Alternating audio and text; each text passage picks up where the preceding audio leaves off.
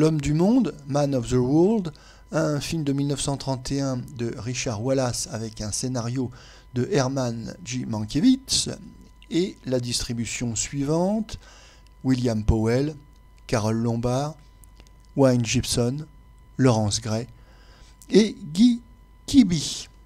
Le sujet: William Powell est un ancien journaliste brillant américain qui a dû quitter son pays natal à la suite d'un scandale pour se réfugier à Paris, où il édite un petit hebdomadaire qui est en réalité un instrument de chantage pour soutirer de l'argent à de riches Américains de passage à Paris et pris dans des situations compromettantes. C'est à l'occasion d'une de ces escroqueries qu'il fait la rencontre de la nièce, Carole Lombard, d'une de ses victimes, et la délicieuse Carole Lombard va bouleverser son existence. Notre avis: le principal attrait du film tient bien sûr au couple, Carole Lombard-William Powell, mais pas seulement. Il faut reconnaître que le film est très équilibré et bien construit grâce au scénario d'Herman G. Mankiewicz, qui donne un petit ton continental au récit, où il y a une certaine sophistication, un certain badinage, et d'ailleurs l'action se situe à Paris, ville de tous les plaisirs s'il en est, dans l'inconscient collectif américain. Certes, cette histoire de maître chanteur qui tombe amoureux d'une de ses victimes n'est pas très originale, mais il y a 1000 façons de raconter une histoire et celle-ci est fort bien contée.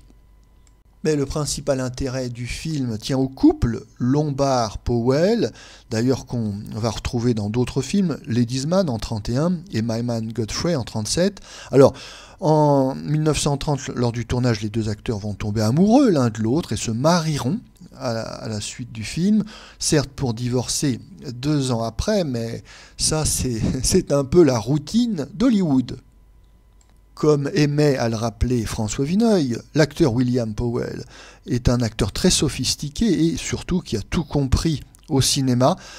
Ça apparaît nettement dans ce film de 1931. Oui, Powell se démarque très nettement des autres acteurs. Il ne hurle pas dans le micro, il a un jeu sobre, il ne fait pas de grands gestes. Il est très économe de ses effets ou de son jeu, et il a surtout la science du silence et de la pause pour souligner ses lignes de dialogue. Et ce personnage de maître chanteur désabusé, un peu triste, qui collectionne les livres d'art, lui va fort bien et lui permet d'exprimer pleinement tout son talent. William Powell n'est jamais aussi bon que dans les personnages un peu tristes, même si on l'adore dans les comédies, et notamment dans la série des films The Thin Man avec Myrna Loy. Quant à Carole Lombard, elle n'est pas encore la reine de la screwball comédie, qu'elle deviendra plus tard. Non, on la remarque ici surtout bien pour ses qualités plastiques et son jeu très sobre, très naturel et très émouvant. Elle est très bien mise en beauté par l'éclairage et la mise en scène, et c'est vrai que le spectateur, comme William Powell, tombe sous le charme.